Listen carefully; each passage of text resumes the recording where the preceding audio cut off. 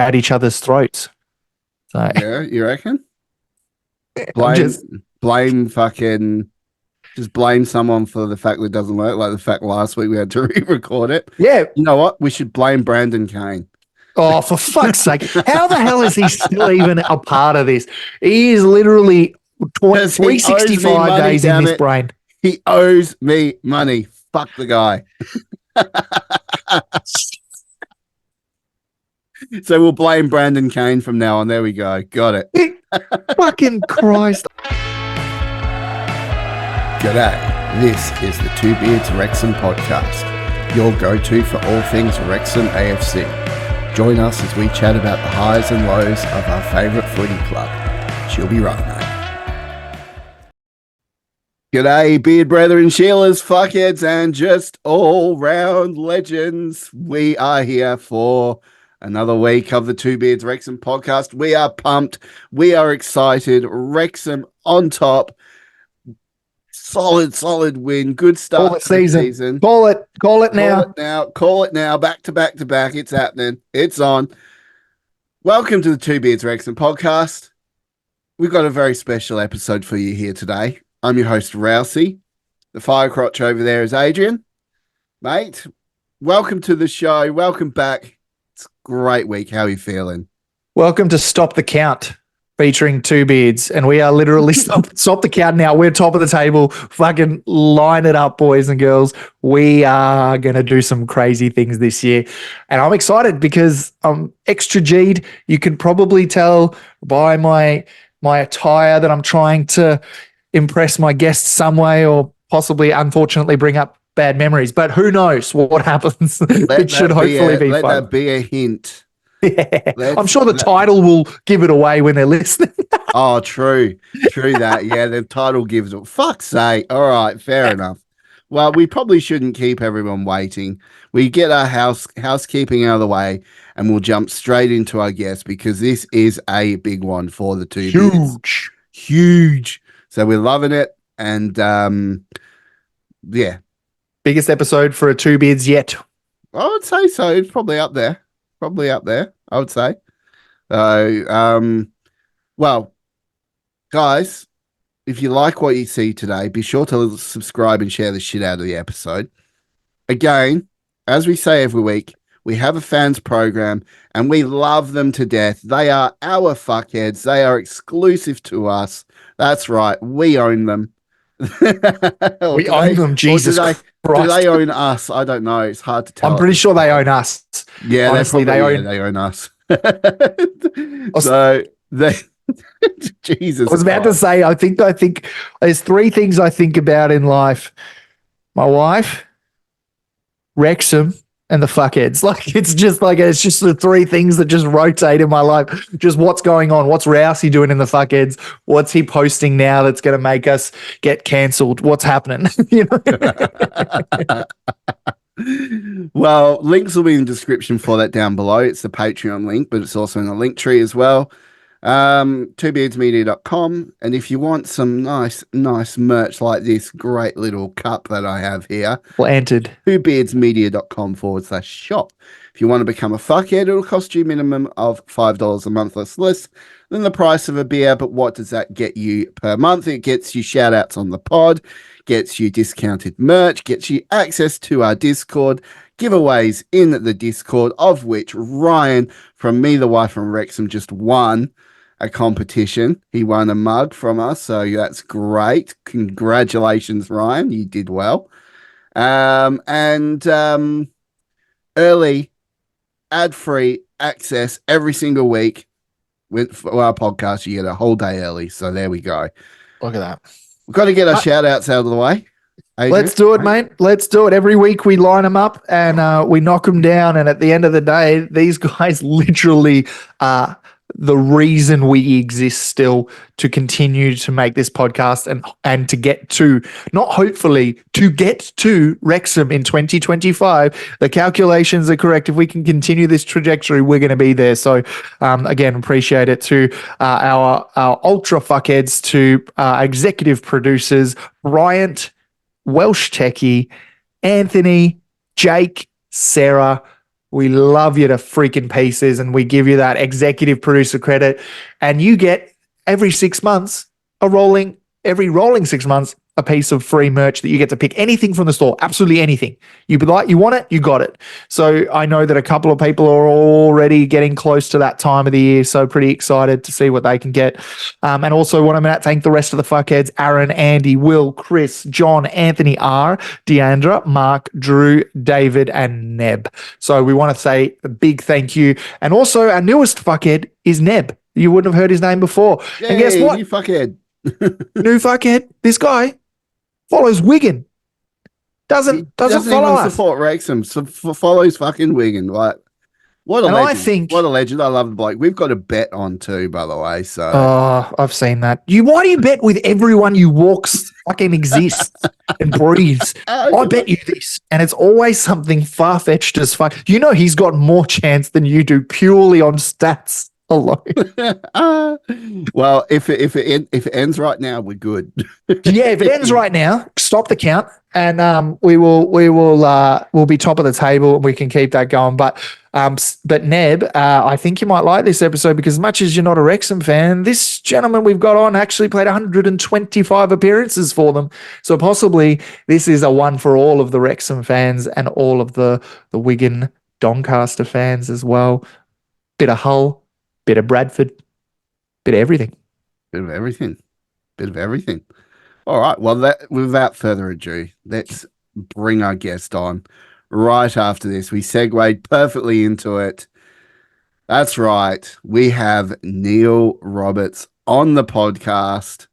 He's brave enough to come on and have a chat with us. So let's see where this goes. Neil Roberts, right after the break. Woo.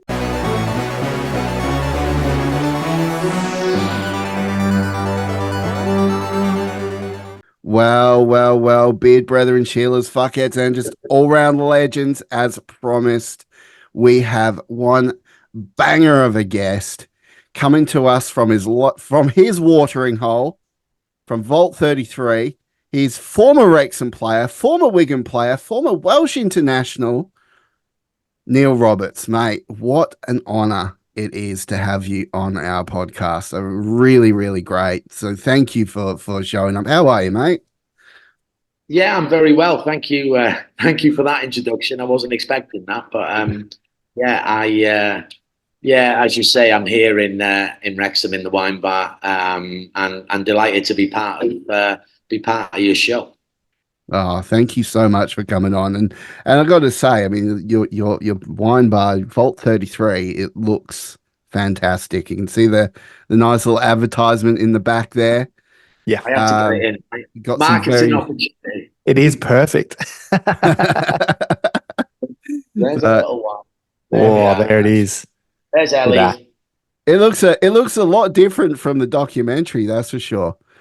Well, yeah. The one thing it left on a bit of a cliffhanger, right? It was, when Rob visited, that was kind of that was at the point of really kind of the basic start of the work. So we're 4 months in now, so we're 4 months old, and we're loving it. But, for me, it's kind of the other end of the spectrum to what I was used to work-wise, and I was spoiled being in football for so long, both on pitch and then off pitch. I've embraced it. I've kind of thrown myself in 110%, and touch wood. I'm really, really enjoying it. So, what were you doing before Vault 33 opened up? Well, you know what I did. So my sort of backstory in that respect is I had to go and sort of just get working. So I've got some very good friends that just said, you know what, come and dig holes, basically. Come and do some building work. Come and do some sort of physical work with us, help. And I loved it. It kind of, I suppose, prior to that, I'd come out of football. My last job was at Swansea City.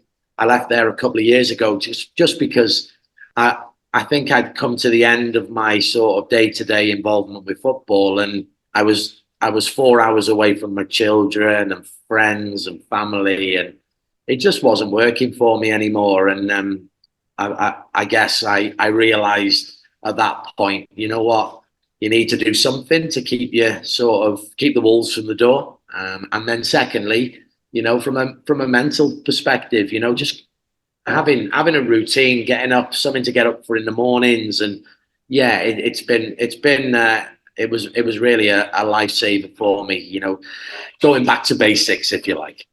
I like that. I like that because, I mean, the world kind of obviously changed when COVID happened and everything as well. So that did that happen at around a similar time frame, or? Yeah, it was kind of, I mean, COVID, was just so surreal, right? I'd moved to London. I had a small business that I just sort of, I've always had a business, but I'd moved to London with the intention of taking it to the next level. And literally within a month of taking an apartment in London, I was on the train on the way back to Wrexham to lockdown for however long that ended up being. And it pulled the rug, not just from me, from a lot of people. And I think, I was one of millions probably that found themselves in a difficult situation of having committed to things and having to leave it behind. So I left my apartment in London. I left it empty for 5 months, but still paying. So it was a difficult time, but again, I think it made me look at life and sort of what's important. Definitely made me look at that differently. Oh, that's good. Because I think the hardest part about when you're starting a business or anything, I'm not an entrepreneur, but my family have been a part of I guess we consider small business in terms of, cafes and restaurants and bars and things like that. We'll get to your footballing career in a moment, but I would love to just kind of, what was the idea behind Vault 33 and what really inspired you? Because obviously everything happened with COVID and things. Did that deter you? Did that make you think, I want to get away from that? Or is that something that went, you know what, when things open up again, this is what I want to do? Yeah, I think, again, I'm super fortunate. I've got a really, really great family and friends network, if you like, around me. And I've got two of my best friends, Craig and Geraint. They're both successful in their own rights in terms of what they do day to day. Craig's got an engineering company and an electrical company, and then Geraint is a builder. And they just kind of approached me with an idea. And it was born out of probably a drunken conversation in Craig's kitchen. That's how all good ideas start. I'm sure that's how we started, Rouse, to be honest. I'm pretty sure that's how we started. Yeah, we're just drunk off a nut. I was probably stoned one day and I was like, oh, yeah, that's a good idea. No, it happens. Are you a wine buff yourself? Am I what, sorry? Are you a bit of a wine buff yourself? No. If it's wet. No? If it's wet, it goes down. That's how I am, mate. That is exactly how I am. I kind of fear for when we get to Wrexham because I have a really bad feeling we're going to get banned or something because we'll just consume everything inside, I reckon. Well, I mean, so Craig and Geraint, they found this property. I knew they were looking at it. It's a beautiful old former bank. It was built in 1912, and it was just potential then. It was potential, possibility, could have been anything. But then they approached me, and we started. We entered into a few conversations a bit more seriously than in a kitchen space over a few bottles of beer, and then it transpired that we decided to go for it, and I got involved, and I find myself today as part owner and manager of Vault 33. So I will be serving you. I do work behind the bar. I don't just stand at the end of the bar like Norm off chairs and drink. But I love it. Every day's different. You've got your staff management, you've got your accounts management with your different sort of suppliers, and I'm really enjoying it. And then it's a social job, right? Who wouldn't like to make people happy by serving them, a pint or a Four Walls whiskey as an example? So it's Oh, it puts a smile on somebody's face, doesn't it? And if we do have, security on the door, so we like to think that we've built something that has got high standards. At the same time, you can still enjoy yourself and have fun, but be respectful. So no one's gone Coyote Ugly and done a bit of a racy dance on the bar top yet, I'm guessing. Listen, if Coyote Ugly 2 wants to make the remake, then we're listening. There we go. Coyote Ugly 2 live in Wrexham. Let's go. I'm down for that, mate. That is well, and I guess my next, question from leading on from that is just when you've got a conversation with two Aussies on the other side of the planet, who, by the way, we've never met each other. So Rousey and I have never met each other in person, but we've been doing this for 12 months, doing this podcast. But what does that feel like for you as not just a business owner, entrepreneur, but like former player, Wrexham local? What does it mean? And is it weird? Is it like, Jesus Christ, what's going on here? Like, what does it feel like? Yeah, well, it's, it's the pinch me moments. It's those sort of things. This weekend alone, we've had a couple of, I say more than a couple. We've had people from Seattle. We've had people from Perth. We've had fans that are coming in from Canada and Europe. And, not only that, what you do see in the city centre as well is that the football's starting to come back. So as a local, forget the business for a minute, as a local sort of, I grew up here and I remember it being a bustling market town. And I'm just kind of, let's go with it. Let's embrace everything that's happening. There's a real good feel factor, not just from a football point of view, but I think, just in terms of the economy as well, it's starting to liven up and it's starting to come back. People are investing, not only us, but people are investing. I'm sat in my window here now, and outside you can see on the street, they're making it a pedestrian area.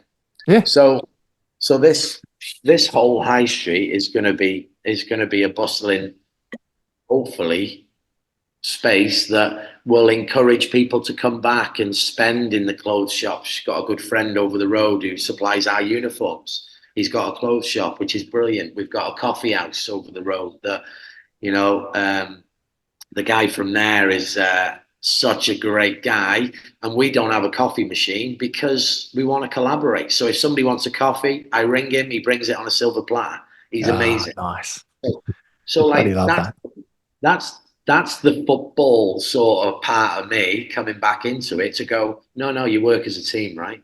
And one does well, everyone does well. And that's how we sort of operate in here, is that, the staff, they know that if they work hard, if they're bright and bubbly and social and smile, then they get the tips, The tips don't get sort of split like, the bar staff get more than the glass collectors. No, you all get the same.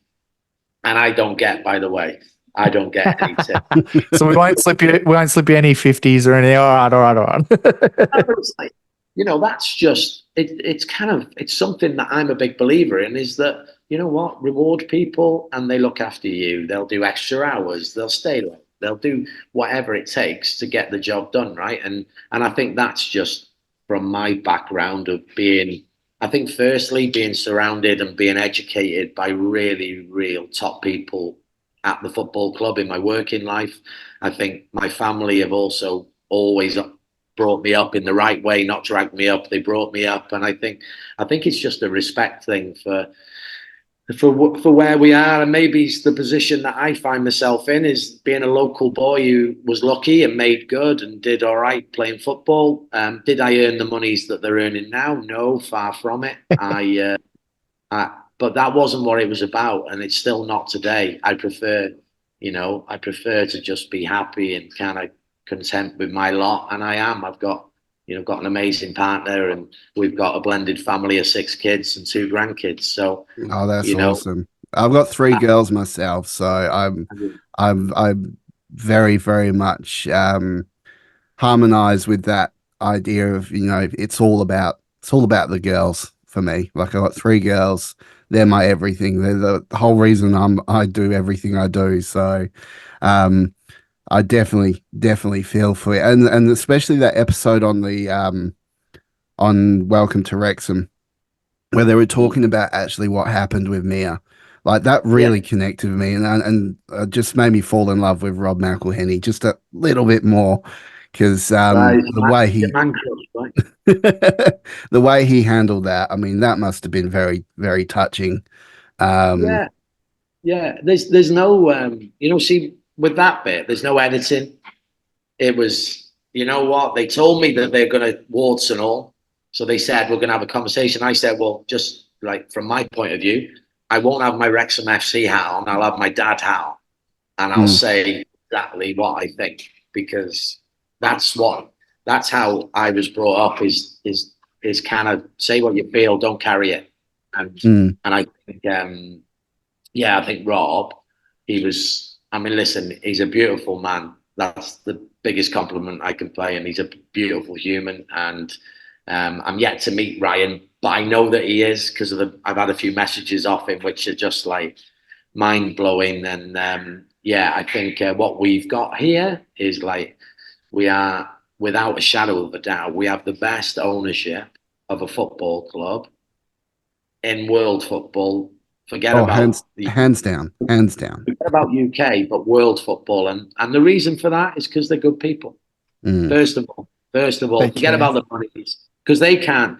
Listen, let's get it right. As rich and as wealthy as they are, they can't compete with the likes of Manchester City and Liverpool in terms of their their wealth, because they're into the tens of billions, and they are great owners. They are great owners. However, I think what we've got with our owners is a real connection with with that personable touch, that sort of connecting to, you don't just see them from a distance. They walk through the stand to get to their seats.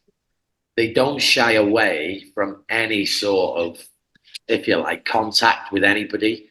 They're very much hands-on. You see them, you don't just hear about them. And I've got to mention it, some of the charity work that they do is like, you don't hear about it all, but they're constantly supporting the town, the people, and the businesses. So what you're saying is that if you're seated just right in the Stoke Kairos, you might have chance of a cheeky butt grab. Well, if that takes your fancy, I'm not sure I want Deadpool in front of 13,000 people, and however many are watching online. But if you want to go, if you're brave enough, I'm telling you, that's how we get banned from the action. Not just Wrexham, but the country as a whole. I feel like we're going to get in and get out real quick, because this man is going to get me in trouble. I'm starting to think I might need to put you on pub watch. Yeah. Just to keep an eye out, honestly. But look, I think that it's a really good point you make, is just, look, we are a part of this in terms of doing this podcast, is because of the documentary and what it brought to light for us. And I think we experienced something maybe even a little bit different to what the Americans get, or what even the locals get, because everyone has their own reason to love what's been brought out. And I know the one unifying factor has always been the community, and the fact that the owners want to be a part of that, that's crazy to me. Because like you said, as much as you see, the sheiks from Manchester City putting in the money and, helping him out, I don't think I've seen, like you said, at a local grassroots level, what they've done. Like, little local clubs are, needing jerseys. They're donating, they're helping. Yeah, I think so. Manchester City is a good example, because I was very fortunate. I worked for the owners for sort of just shy of 9 years, and let me make no bones about it, they are unbelievable. Yeah, they are brilliant, and they do have a presence. However, their presence comes in the form of a chairman, Khaldoon Al Mubarak, who is at the games, who is at the training ground, who is in the community. So they do a hell of a lot. So I don't want to detract from that. All I'm No. saying is that these guys, what they've done is so, so special. On top of all that, on top of everything we've spoken about, it's like for me, they wear Wrexham caps to events that they don't need to wear Wrexham caps to. That's what I notice. It's a part of their life now. So we're so intrinsically connected, especially, and I would say, especially Rob, is that like Rob, kind of having spent quite a lot of time with him now, I've spent a lot of time with his father. His father came to visit us at the bar, and we were closed, but I was here doing an interview, and he knocked on the window, and I end up letting him in with his family, and they drink a bottle of Four Walls at the bar while I'm doing my interview, and it was just crazy, but amazing at the same time. That you know what, they're just like us, right? And that's the magic dust, is that people at the end of the day, and long may it continue.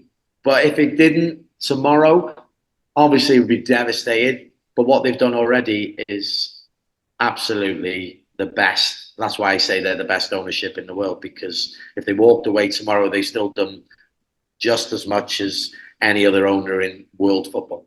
Well, if the weekend is anything to go by, we could be in for a very, very interesting season ahead. But we'll get to that in a bit. Actually, I wanted to sort of touch base on your time in the lower leagues back in the early 2000s, late 1990s. So you did a stint at Wrexham from 1994 to 2000.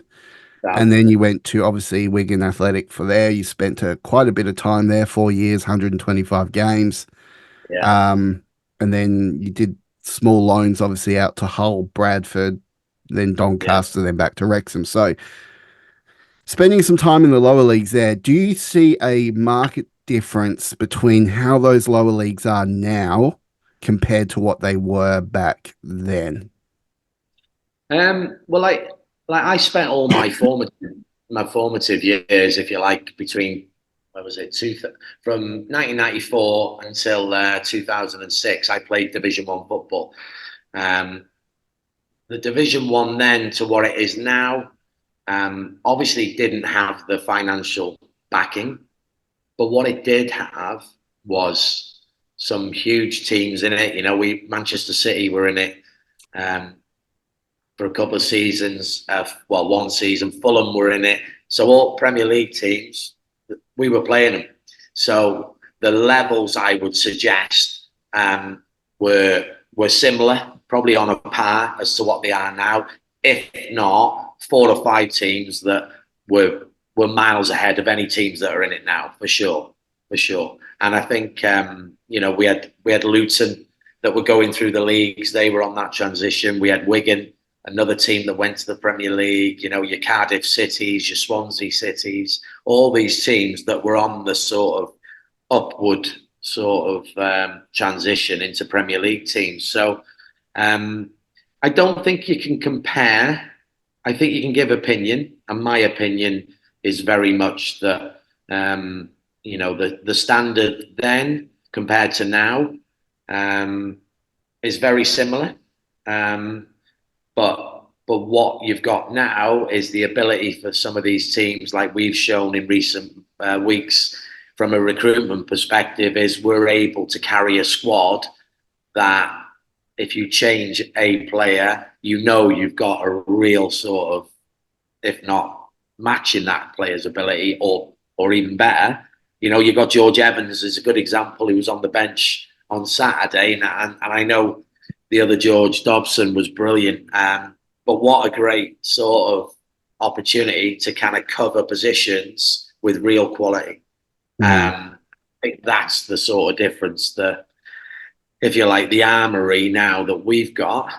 You bring Fletch off the bench and you look at some of the touches from him and the finish from him. And, you've got Mullins come back into the mix. You've got Dolby, who's still a young kid. He gets a bit of stick, but he's still a young kid. And I think I think what I definitely notice, just sorry, going back to your question, is that, the physical aspect of the game, I would say they're far fitter.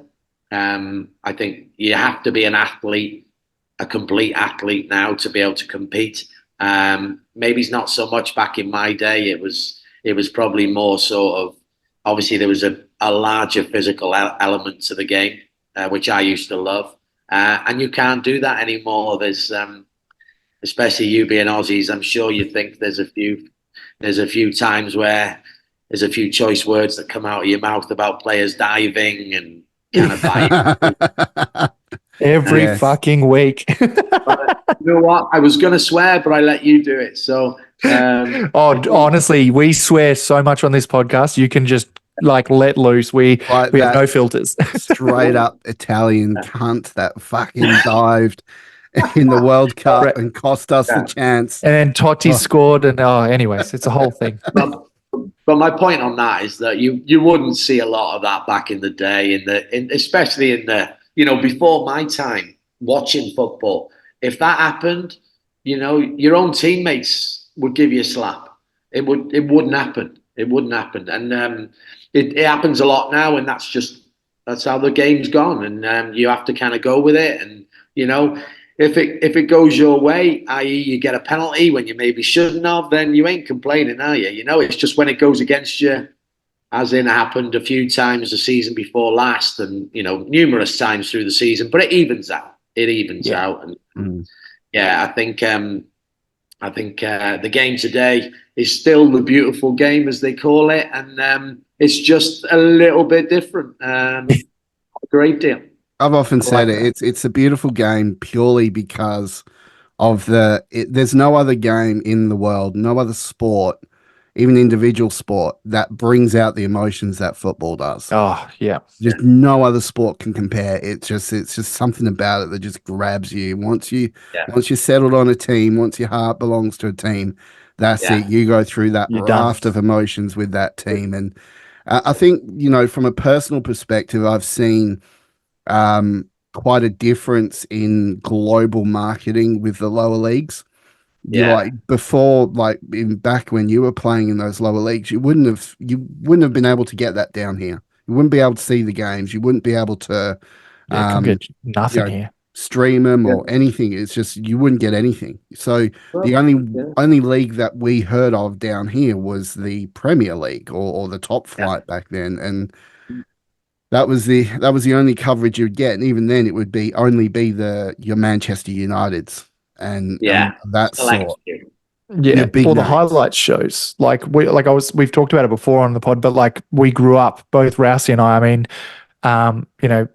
Every week, you couldn't catch a game, but you can watch the highlights show, and it show you every game that was there. And it's one of the reasons why I never really had a Premier League team, or when in Australia, there is a fair Liverpool contingent in Australia, and there's they had 99,000 out at Melbourne, one time just to watch the friendly. There are big contingents of following, but for me and Rousey, I believe the reason we didn't follow it as much is because we just couldn't get the content. And I think now, we're very lucky. The minute the documentary kind of comes out, and we're both big football fans, it's easy to go, great, okay, now what? And then bang, National League TV comes out, thanks to our owners again, by pushing to get the eyes on that kind of league. And then bang, all of a sudden we've got League Two, international memberships, all that stuff. So it's kind of worked out in our favor recently, but I would say 10 years ago, we wouldn't get any of it.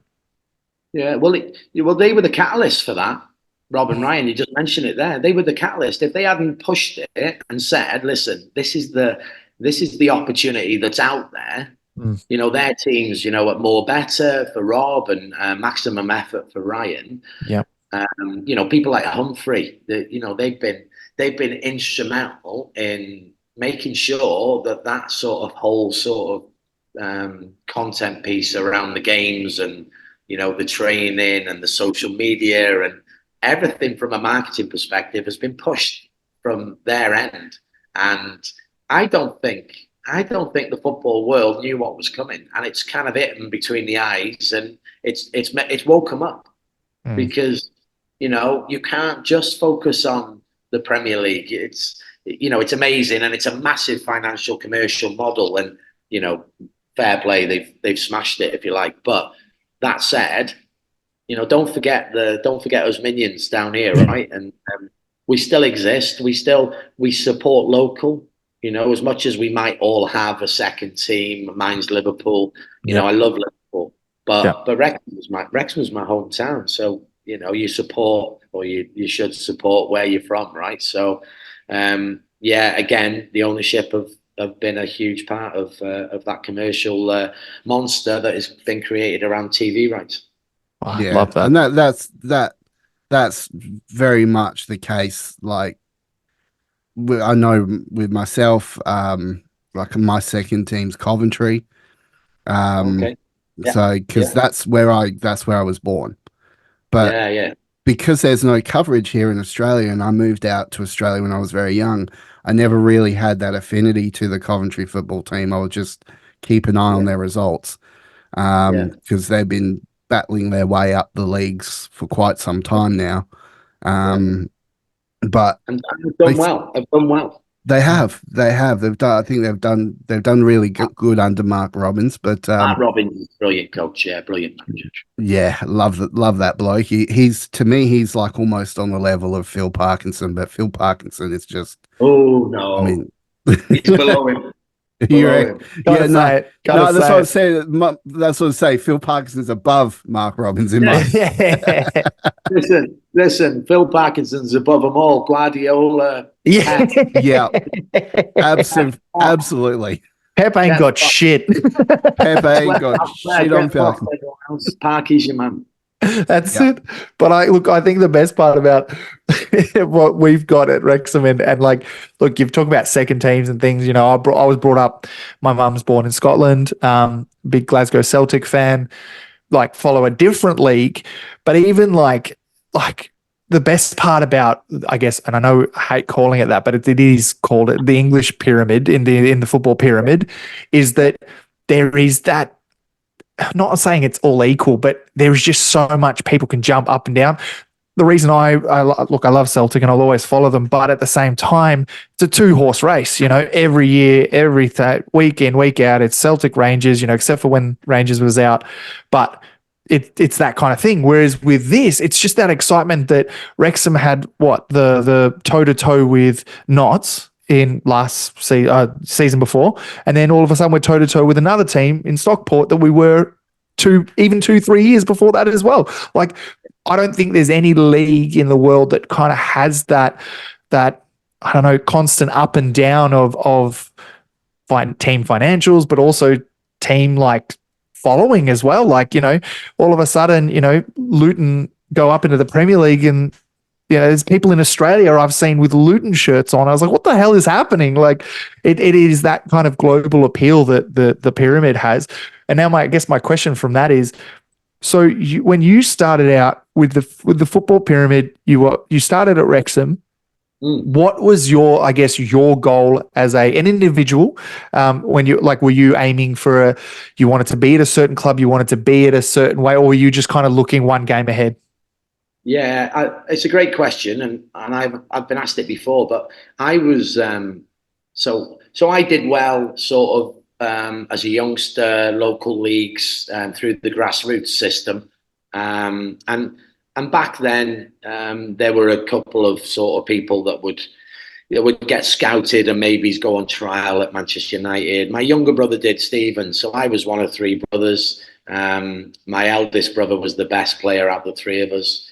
And then obviously at Wrexham, I got to play with my younger brother in the first team. So that was kind of special. But my point being, I was brought up in a household with 2 other brothers who loved football. So we would play every chance we got in the back garden. My dad was a good footballer. My mum played football. My auntie played for Wales. So there's no surprise really that Mia and my firstborn went on to play and represent her hometown as well. So football was a way of life. It would be on the telly. If it's not on the telly, then we were out playing it. And, having a mum and dad that loved it so much, and their social life was built around it as well. My dad was the manager, my mum was the secretary of our local grassroots club.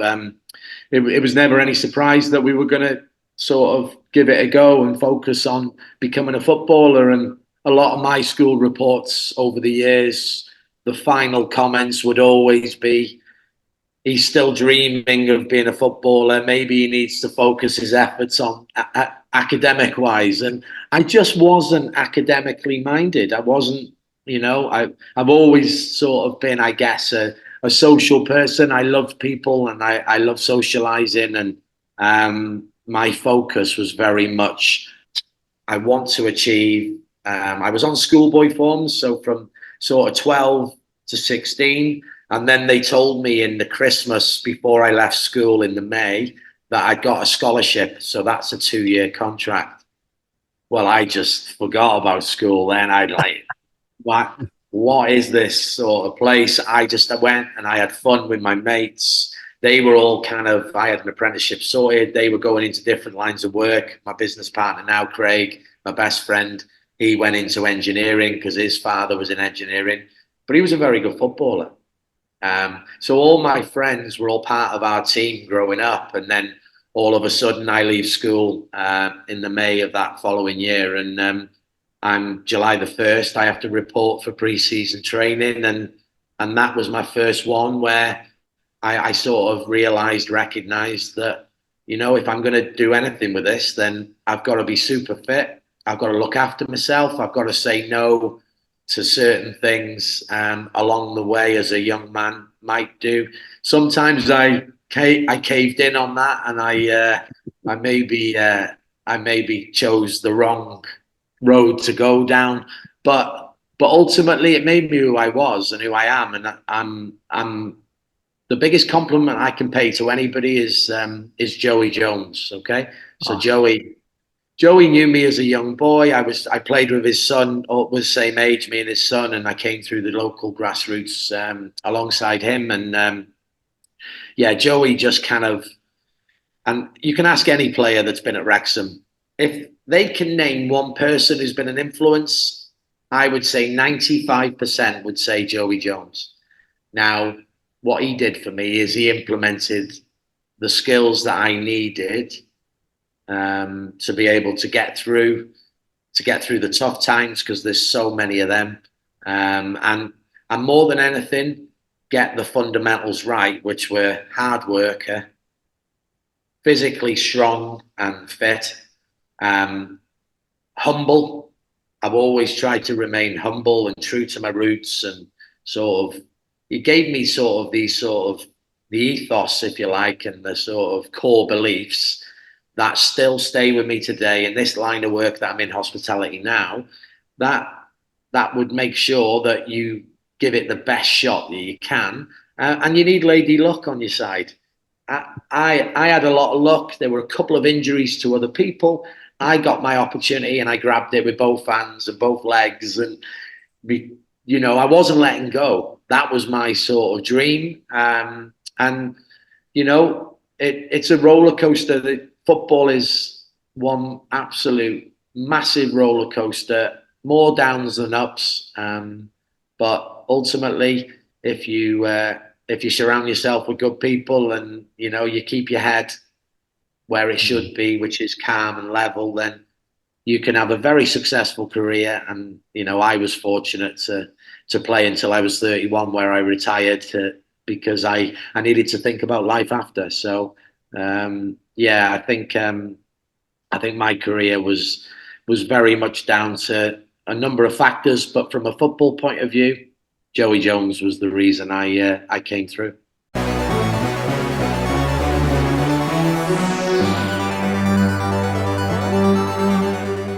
Speaking of football skills and stuff, because I know with your second stint at Wrexham was quite successful. You actually scored, well, up until the relegation, but you scored 11 goals in 55 games. Can you still knock a few about? You still got some skills? Do you know what? I was never known for being skillful. It's funny. I was just somebody. I didn't care who scored as long as somebody scored. So I wasn't a natural sort of finisher, as you would say. Paul Mullin, he's light years above me in terms of his finishing ability. I was a player that I would say Paul Mullin would do really well playing alongside me. And that was because I was somebody that was unselfish. As a number 9, ordinarily, you've got to be selfish. You've got to eat. You've got to eat, sleep, and breathe scoring goals. I'm not bothered whether I score or not. It was very much a team thing. And that probably went against me at certain times, but ultimately you can speak to anybody. I was selected from the national team by Mark Hughes, who was a global superstar for Manchester United and Barcelona. So I'm quite confident that enough good people who know what they're talking about would say that, yeah, he was a good player. I wasn't a great, I was good. Of that. Well, because like the hardest thing, like for us as newer to this bandwagon that is Wrexham, I guess, that no one is ever dropping off. I mean, he's got a tattoo on his chest. I've got my Wrexham tattoo on my arm. Like we can't leave. But the biggest thing for us is like being able to actually do the history side of things and actually look back and look into what Wrexham was able to achieve before the takeover, before that, and obviously during your career as well. Growing up, I guess, who was your, Wrexham hero? Who was the person that you wanted to be like? Was that something like that, or was it more, your parents? What kind of motivated you? No, I think I've always been competitive, so I've always had that sort of hunger and desire to sort of come through. But in terms of heroes, Steve Watkin was sort of my hero. My mum used to work in the university next door to the ground. So when she worked in the summer holidays, we would get maybe a couple of quid off her. We'd go and buy some sweets, and we were able to watch Wrexham through the fence. So we could watch them training. And I would see Steve Watkin, I would see all these players, proper sort of, for me at the time, sort of heroes, Joey Jones being one. And yeah, I got the nickname then when I was in the football club as Young Wacko, because I looked a little bit similar to him. I played centre forward, and that stuck with me all through school. And then I got the opportunity for a short while when I signed at the football club full time, was to train with him and kind of try and emulate my game on him. So that he was my sort of Wrexham hero, and then Ian Rush was my sort of hero from Liverpool, and fortunately I got to become good friends with him, and Wow. we played at Wrexham together. So that was kind of my sort of hero status was the Steve Watkin from a local point of view, and then Ian Rush sort of from a wider sort of international point of view. So That's crazy.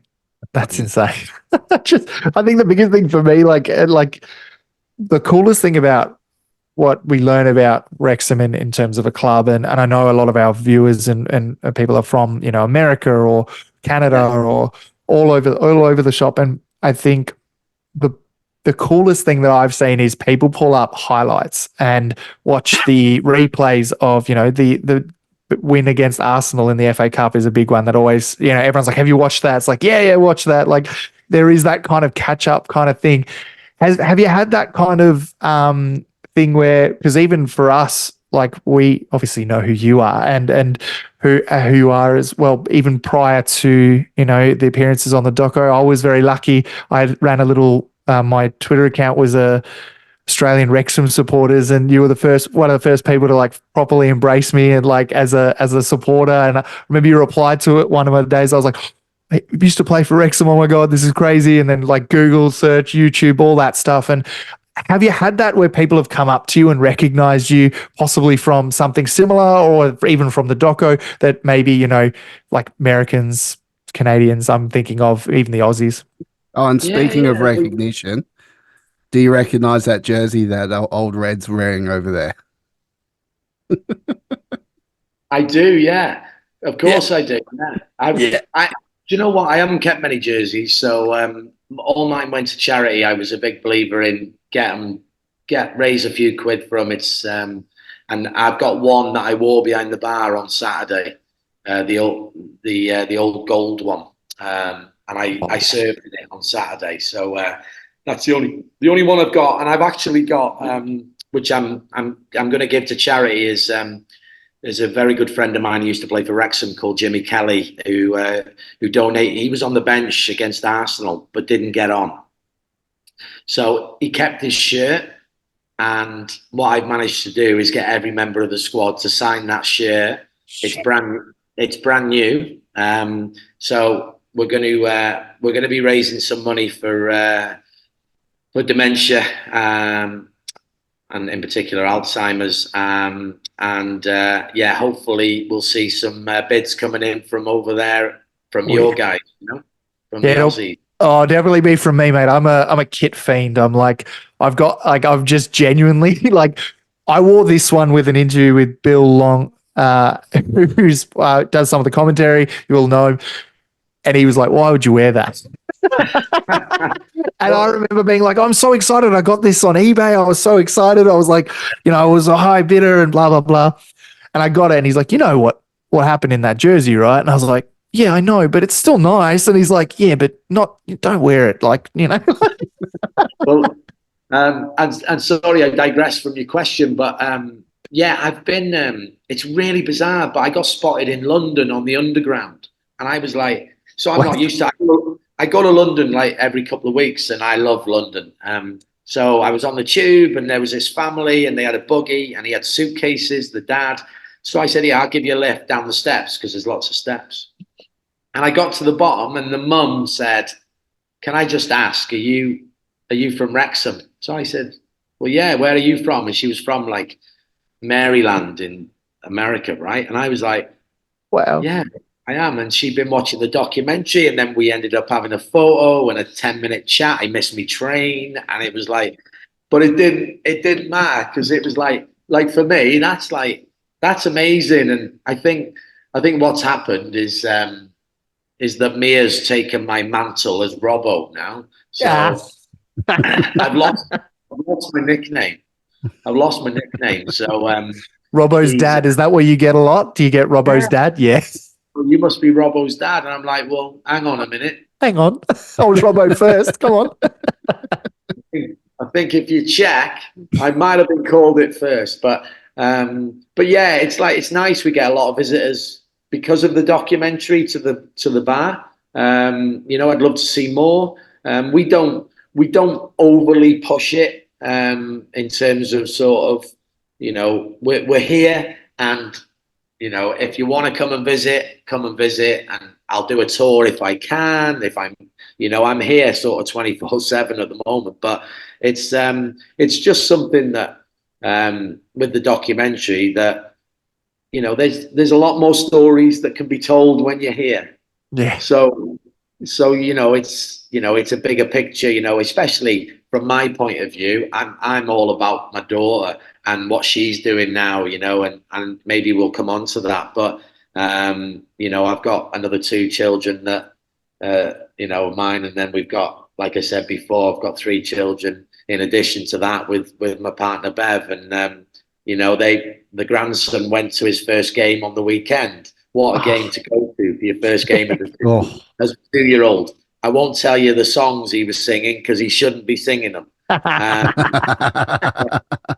And if you're watching this, turn it off because you don't want to watch this podcast because we do too much swearing. Well, yeah. Funnily enough, let's get on to that game on the weekend. I mean, that was for a return to League One. Oof. I think surprised a lot of people. Jack Marriott, for instance, surprised a hell of a lot of people. Goal of the season already. And call it.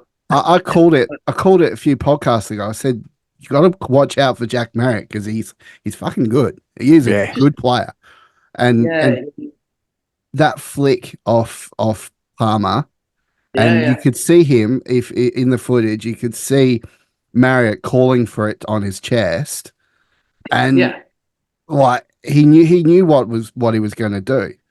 It's a training ground goal that they will have worked on. It is. it's that link play. It's that passion, that the passage of play before it. It's the the Fletcher goal as well later on. The interchange between Dalby and Elliot Lee.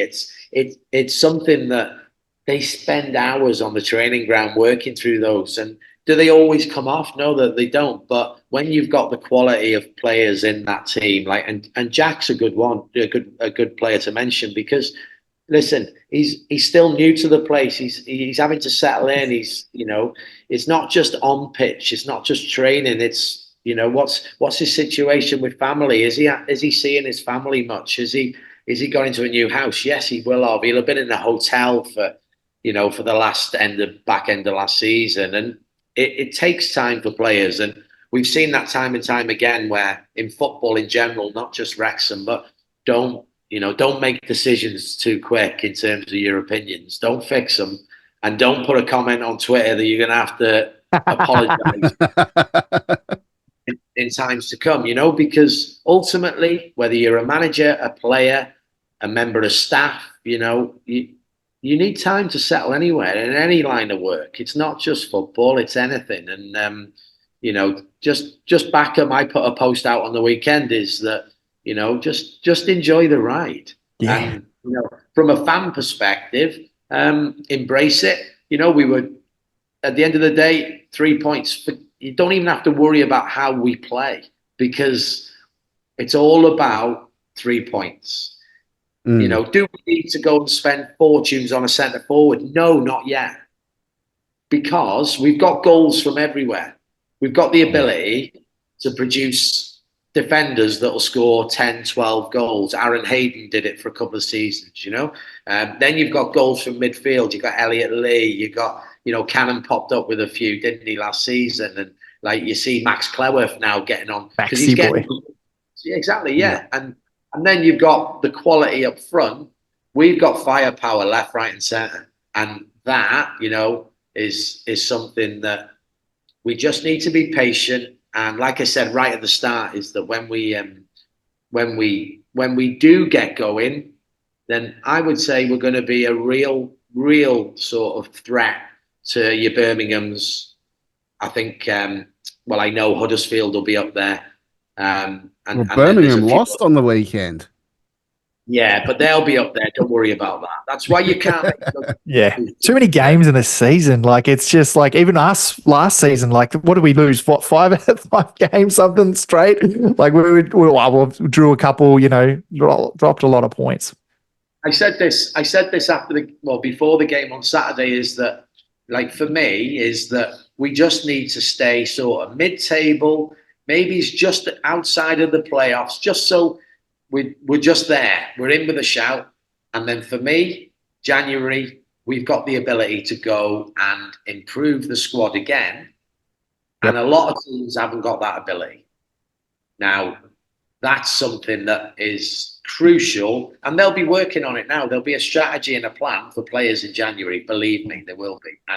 And that's how Parky works. He trusts the squad he's got, which is why he hasn't gone and bought a centre forward yet. If something comes up, it's got to be the right one.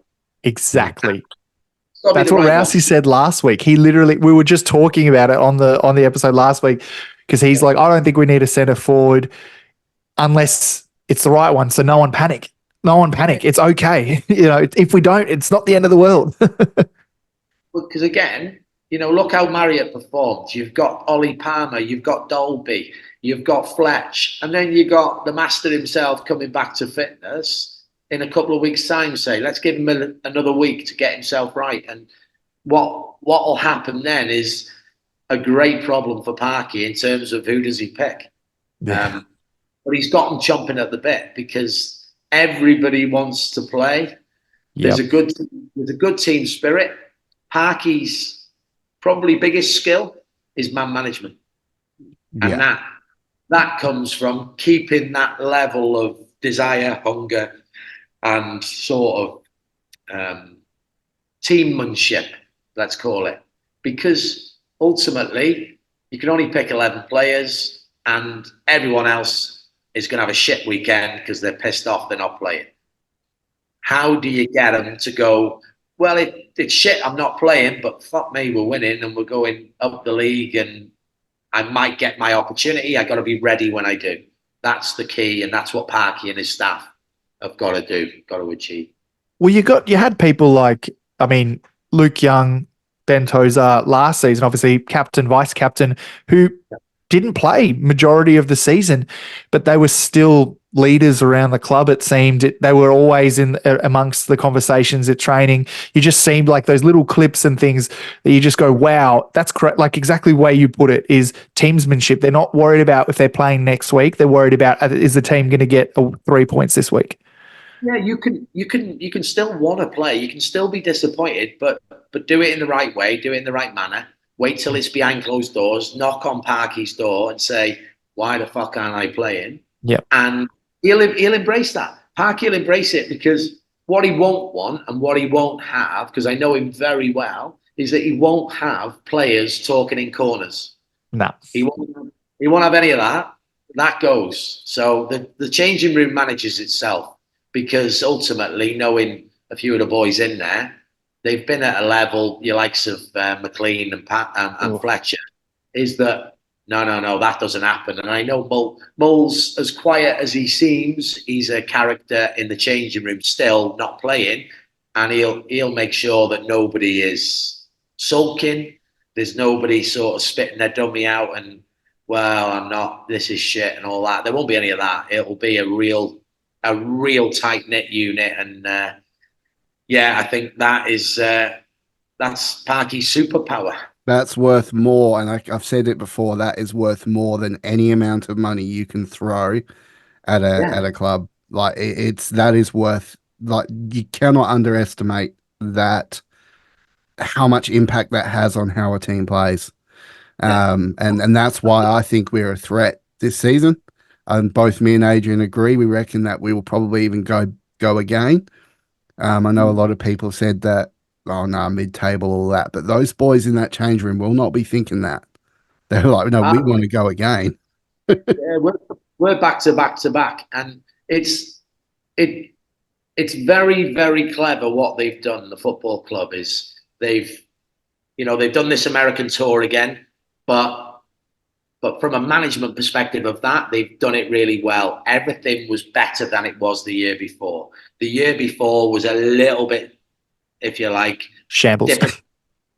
I won't say a shambles, but I'd say they were dipping their toe in the water, right? And they were, from an operation point of view and travel and et cetera, but they've done it far better this time. The lads look fresh. They don't look tired. They look like they've done a proper pre-season. Now, as well as that, I think that from a recruitment point of view, which is my sort of world, when I went to Manchester City, it was like, it's all about the people. So get the person before the player, because if you can do that, they're going to fit. Yeah. The player bit, they wouldn't be where they were if they weren't technically, physically, and tactically good enough.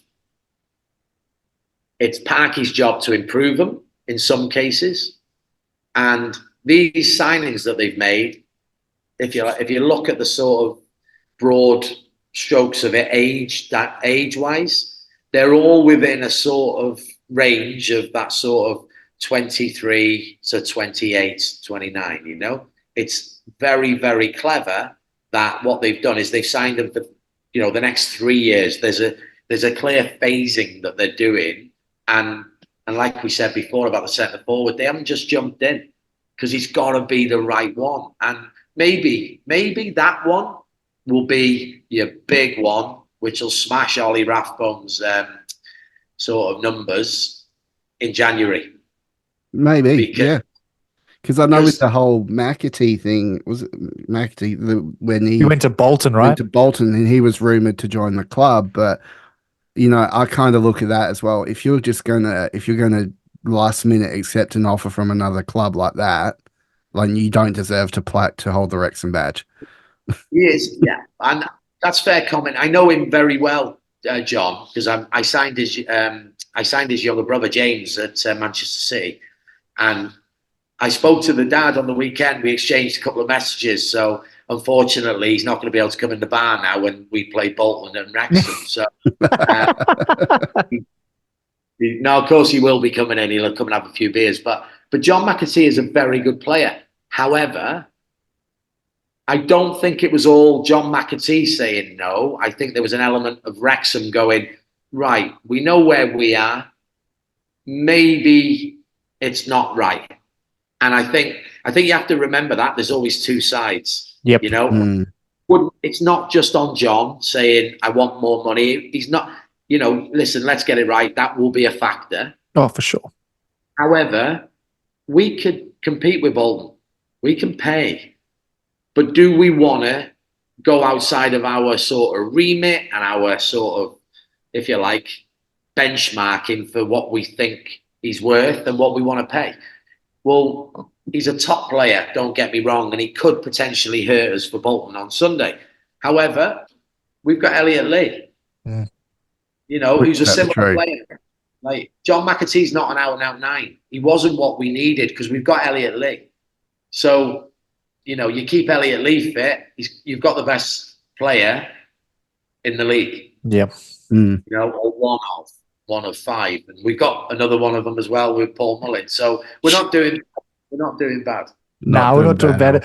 But it's funny you just said Elliot Lee, and Rouse's ears perk up. The obsession that this man across from my me favorite has with Elliot Lee is actually unhealthy. You got me all pumped now you mentioned Elliot Lee. We've got him on the wall down the bottom. I could do a little walking show you. Yeah, do it. Yeah, go for it. Go on then. Go on. Exclusive Vault 33 2 Beards Wrexham tour. Look at this. So there's the bar. Oh, look at that. Look at that. I'll take 6 of that, bar. 7 of that, another one of that. They're a bit dark, but you got the 4 walls up there with the Betty Buzz. Oh, yeah. And then, that's apparently where the magic happens is there. Oh, yep. Oh, lovely. Love it. There's the little snug, the 4 walls snug. Love it. Amazing. And then down here, we've got it's an ode to everything Wrexham, North Wales. Wow. Wales. You see Lily on there. Yeah. That is so good. Who did that for you? Well, one of my business partners, Craig, he organised it, and he did it with a local graphic design company. And then there's a company called ASAP that let's try and get this right. Signed too. Love it. I love it. Yeah. Was that Lily? Yeah, that was Lily. Yeah. Yep. So as you go down, I don't know who these 2 guys are. No idea. No idea. No idea who that is. Where's Hugh Jackman? And then it's a bit dark, but it's gone really dark, right? We've got Elliot Lee on there. So Elliot Lee in the dark corner. In the dark corner where Rousey will be most of the evening. There's a hero of mine, Gary Speed, used to play for Wales manager. Sadly took his own life, and we just wanted to remember him. He's an important part of my life from a football point of view, and as a person as well. So I think we'll definitely push the charity auction that you're doing. So I'll be putting in a few bids myself without being too selfish. Yeah, well, thank you for that. And you never know if we can capture the US audience with Rob and Ryan, then there might be some interesting bids to come in. So we'll definitely. It is a cause as well. Alzheimer's and dementia. That's a cause that's very close to my heart. So I'll be definitely backing that and getting the word out for you. So, but Neil, mate, it's been an absolute pleasure having you on the podcast today. I can't thank you enough for coming on, and I'm absolutely enamored and in awe of the fact that we've been able to have a ex Wrexham player on the podcast, and such a guy of great character like yourself as well. So 100%. Really appreciate you coming on the podcast. Pleasure. So if you quick plug, how can people find Vault 33? How people want to get in touch? How do they do that? They can give me a ring if they want. I'll give you a number. Seriously, I think we're on the main high street in Wrexham, 33 High Street. The reason we're called Vault 33, just to put it out there, is it's nothing to do with the computer game. I'm quite happy. I'm quite happy to see him in court about that, because we're 33 High Street. It used to be, the building was built as a bank, so Yep. we have a vault. We have a vault, so hence the name 33 Vault 33. What goes in the vault? What goes in there, Neil? We've converted it into a cellar. Oh, brilliant. Nice. Want me to show you? Yeah, go for it. Go for it. Yeah, that'd be amazing. Adrian Sorry, mate. will We're making you do the rounds. Adrian will lock me in the vault. We need to get a head cam. Yeah, you need to get a head cam. Oh, yeah, like a GoPro that puts you. Yeah. Let's hope the Wi-Fi stays on. Yeah. So if you can see, we're going to go down the stairs. That looks like the entry to many a strip club I've been to. Yeah, It should be okay, but yeah. there's- Whoa, damn, you got the original doors and everything. Yeah. Yes. Oh, wow. Far out. Hell yeah. So, and there we've wait for it. Bing. Hey. Now that's my type of room. Yeah. That is my type of room. It's your type Adrian- of room, Rousey, because it's got bars, mate. Adrian, why can't you have the dungeon like that, mate? I'll try. Well, It looks there you go. good. I like it. So we've kept the features. We kept all the original features, and there's all the storage. The barrels run all the way around. Oh shit. Man, this place is this is huge. Damn. Yeah. I think I'm going to So- have to, when I come up, Neil, I'm going to bring a bottle of Margaret River wine and some local West Australian beer for you.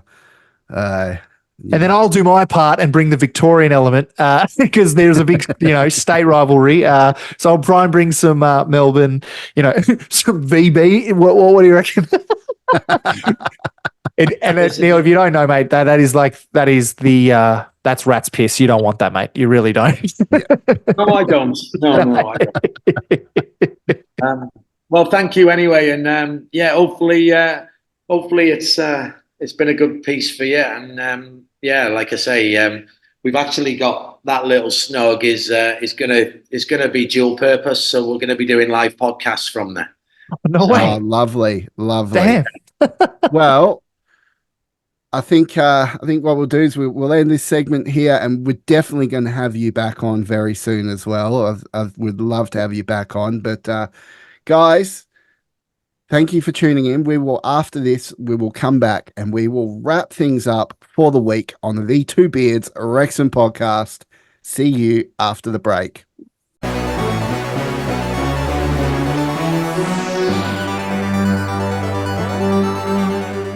Wow. What an absolute fucking legend. I love that bloke. I'm in Neil shock, Roberts. mate. I'm still a bit starstruck, to be honest. So I know that, what's that saying? And I hate that saying. It's like you never meet your heroes, whatever. But fuck me, he's cool. Do you know what I mean? Like I know, and a lot of people be like, "Well, you didn't grow up watching him," and blah blah blah. I'm not trying to claim that, but watching the highlights, I wore this shirt specifically because I'm like, most of the photos I have of Neil when he played was with this shirt on, and I know it's got negative connotations. So when you brought up, did you see the shirt that he's wearing? You recognize that? It's like, it was just a full circle moment, mate. Like I've mentioned it before, there was a couple people, Tommy Kous being one of them, but Neil was one of the first, if not like when I was making that little Twitter account, and it's built up over time, but I was making silly videos. He was always there liking it, commenting, and really raising me up like Tommy did as well. So, fucking full circle moment, mate. The fact that for those that I know, Rousey messaged him and got him on, and he told me it happened, and I'll be honest, I didn't believe it. and I know all the other pods have had him on, but it's special for us. Like, and I know it's special for the other pods too, I'm sure, but for us, this is huge. It's not only our first Wrexham player that's ever been on the pod, but it is for both of us a full circle moment of someone that we could both interact with online through Twitter, now X, whatever the fuck it's called now. He's someone he's so right in what he was hoping to be. He said, I hope I want to stay humble and be humble. He is, because he's always about building up the community. He could have easily have gone, fucking Aussies, you don't know shit, like blah, blah, blah. Like he had no reason to pump up the club and to us as foreigners.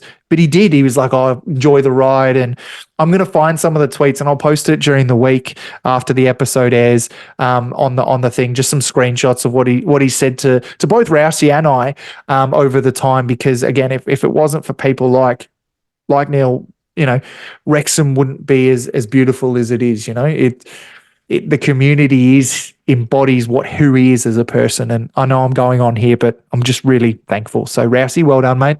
Bringing him on. It is great. And you know what? A Two Beards Wrexham podcast exclusive for everyone right now. Two Beards Wrexham podcast. When we come to Wrexham in November 2025, we will be having a live show at Vault 33. Wow. I cannot wait for that one. That is going to be so I'll be honest, mate. I'm just waiting for him to text us. Hey, mate, look, just to be real. Fuck yous. There we go. So there you have it. So if you are in Wrexham in November 2025 and you want to come out, pay the Vault 33 a visit, we will be doing a live show.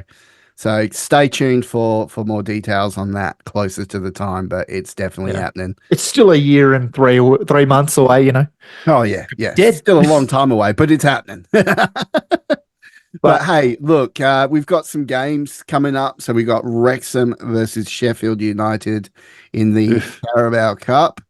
For our Australian viewers, you will only be able to watch that on beIN Sports. Which is horseshit, dude. What a terrible platform. Like, for those who don't know, beIN Sport, it used to be part of like the cable package, and then they just went solo off to the side, and they have nothing on it. So I'm paying for it for 1 month to watch Wrexham and hopefully continue in this competition. And if not, I'm cancelling that fucker quicker than we will be cancelled when Rousey gets to Wrexham. The minute he crosses the border, cancel. beIN Sports is horse shit for Aussies. I'm not a big fan. I think we should bring out the swearing a bit more now, because I feel like we were both a bit starstruck. we held our fucks in, and now we got to let our fucks out. So what do we think is going to happen? What team do we think is going to go up against Sheffield United? And more importantly, will Sheffield United have learnt their lesson from facing us in the FA Cup and be for putting out a full strength team themselves? Well, it's a good question. Well, everyone, for those who don't know, there will obviously be no Billy Sharp, so that's great. He lives rent free in our heads, unfortunately, but he is someone who will not be making an appearance due to obviously not playing for him anymore. And I think that takes the sting out of it, if that makes sense. That takes the edge out of the game. For me, it don't, because they got bloody Callum O'Hare. Yeah, well. Yeah, we'll get into that in a moment. But I think other than that, it does take the animosity out of it. I don't, even a part of the actual scuffle was Ben Tozer.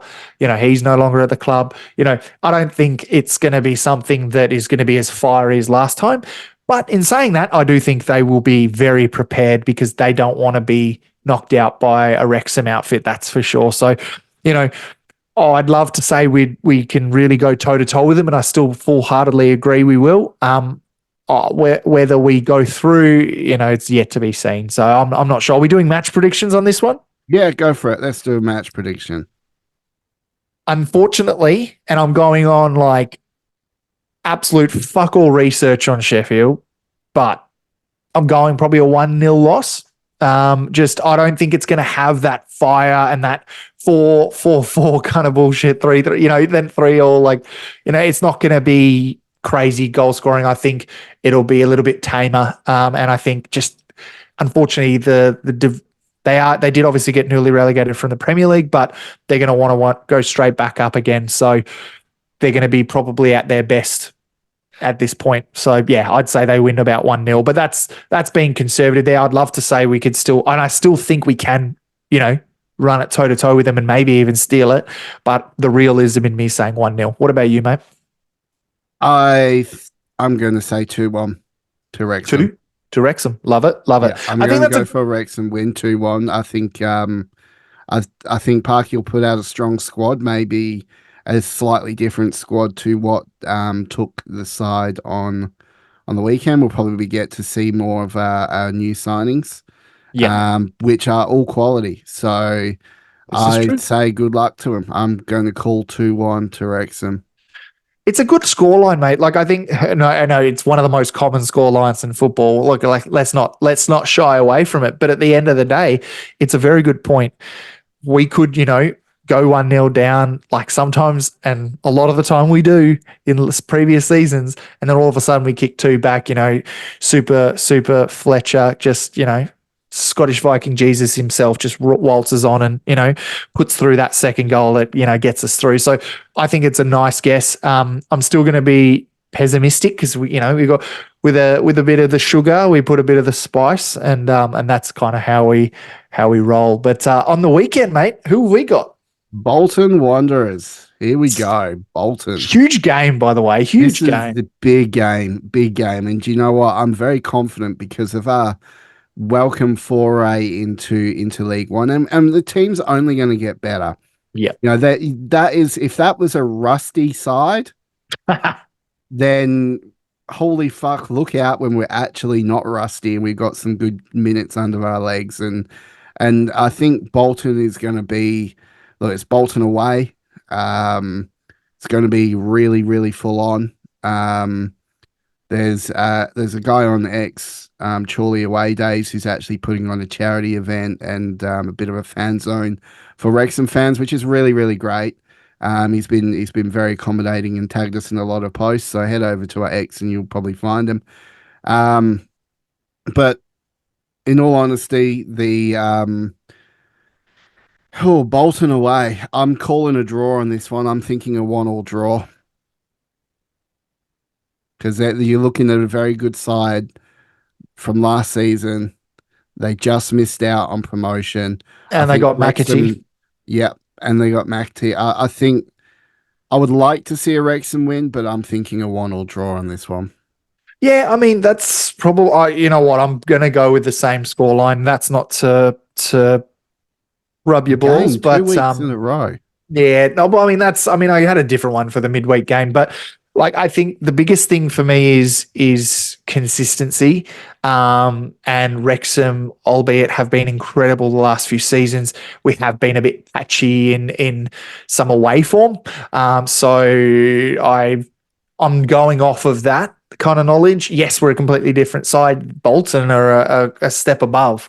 So, a 1-1 draw is actually a win in my book, especially away from home. So 1-1 is a really good little leveler. Again, love to see us steal it. And in both of these games, we have the potential to do it. It's just whether we're pulling the trigger this early to push as hard as we would, towards the latter end of the seasons, like we did last year, where we, made good runs, had good bit of form.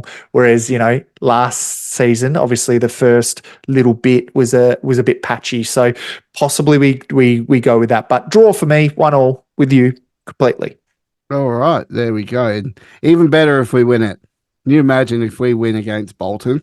All of a sudden, I can't even believe we're playing Bolton, mate. Like, I talk about these Premier League highlight shows that I used to watch as a kid, and you're looking at teams like Bolton, you were looking at teams like Huddersfield, you're looking at teams that you just didn't think you'd ever play against, and all of a sudden we're lining up with them. Like, fuck me, like that's incredible. So, yeah. Look, I'm pretty ecstatic. I'm here for the ride, and as you have said so poetically, week in, week out. If we lose, don't panic. Parky knows best. And in Parky, we trust. So honestly, chill. Yeah. Calm your farm. Calm your Right. farm. Enjoy the ride and enjoy it. Follow the Reds. Follow Mr. Neil Roberts and his beautiful establishment at Vault 33, soon to be a home of the Two Beards podcast for a week in, well, not a week, a night in November 2025. So very exciting stuff, mate. But can I ask you, when you and I started this podcast, and we talked about, getting guests on. Now the reason I'm bringing this up is we are approaching a date, or might have even passed it. It has been 12 months since you and I started. Other than the fact that I'm a real twat, what has been your biggest wow moment so far in this last year of doing this podcast? Because we followed Wrexham for 3-4 years over the journey, but you and I have only done this podcast for 12 months. What has been the biggest thing that has been highlight?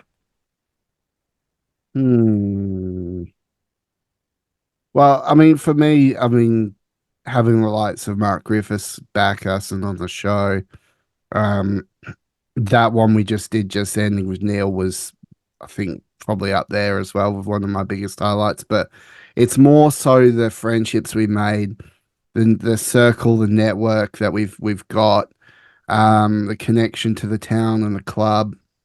That's something that I didn't see happening so quickly. That I think that's definitely probably the thing that's going to stand out the most, because every one of our guests that we've had on have been fantastic in their own right. They've always brought something, added something to the show, and they've become friends. And some of them have become almost like family, like Ryan and Sean from Me, the Wife, and Wrexham. Josh from Local Pundit, me and him have become good friends lately. And, it's that connection that the online, people have. So you likes like Rob Ryan Red, Fearless and Devotion. Stay tuned. Andy Gilpin will probably be on next week, exclusive. And we've had Tim, along the journey, and Tim is like a bit of a hero of mine in the podcasting world, just because he's so open about mental health and stuff as well. So again, surreal moments. These are, and I know everyone is just people. We're all just people at the end of the day. We're just people. The Wrexham players, the owners, they're all just people. And, we should never, ever try and put people on a pedestal because, of status or assume certain things. But you've hit it nail on the head. It's the community, because we have just spoken with not just a Wrexham player, but a Wrexham local, part of that community who's there to lift it up. We've had Mark Griffiths, again, not there for himself, not there for his own endeavours. He's there for the community. He does it for free when he commentates. He's doing these things as a volunteer. You've got, the likes of Me, the Wife, and Wrexham, who are family to us now. You've got Josh from Local Pundit, who I'm excited to hopefully be on an episode with him soon. And it's a bit of we're not trying to jerk ourselves off here, but we are very lucky and we know it. So I think the big thing for me is, and I hope that people get that from watching these episodes this past year, that we put in not for our own benefit, we put in for our community and the Wrexham community, and we hope that we can get more eyes on Wrexham and vice versa. We hope that when people, that was always the goal from that's day the dot. mission statement, mate. That was the mission statement. Is it's all about getting eyes on Wrexham, and I know that we're not Rob and Ryan. We're not the owners, but we're people who talk hopefully passionately and hopefully kindly about this great football club and what it means to us. And my brother-in-law asked me a question the other day when I showed him my tattoo, because he's from the States visiting, and he's like, what will happen when they get bored of it and they leave? And he talks about the owners, and I said, it wouldn't change a thing. It was started from the documentary, but the documentary is far from why we follow this club. It is the community. It's the people we've met, the people we've been able to engage with over the journey, our fuckheads, our fans, the fans of Wrexham as a whole, as a club, have embraced us.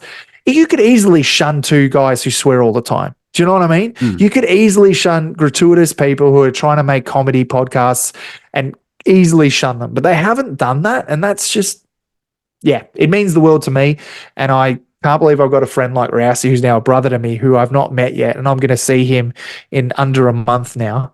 I'll be with this guy watching the he's game. Coming over to Perth. That's right. We are going to meet finally. I might even do a vlog of that. We'll 100%. I'll live stream that shit. I'll put it on my phone. I don't know. Put it on, does Twitter do lives? I don't know. We'll do Instagram live or some shit. But we'll have fun, mate. And I think there's an idea. We'll do like an Instagram live together or something, or love it. YouTube live or something. We'll do something together when you're over. So but yeah, holy shit. All right, guys. Well, look, I know it's a bit of a longer episode today, but sorry about that, guys. I think it was fully worth it having Neil Roberts on the podcast, and there you go. You heard it first at Vault 33. It's all happening next year. So I tell you what, if you want to be involved in this, if you want to be involved in our community, if you want to become a fuckhead, that'll cost you $5 a month minimum, less than the price of a beer at Vault 33. At least I think it is. Anyway,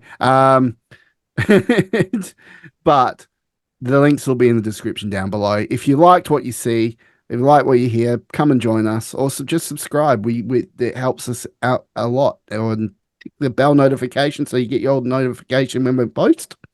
But other than that, I'm Rousey. That ginger ninja over there is Adrian. He's my brother. We are brothers. We love each other. And we'll see you. What a year, mate. What a year. What a year. We'll see you guys on the next Beards Wrexham podcast. Let's go.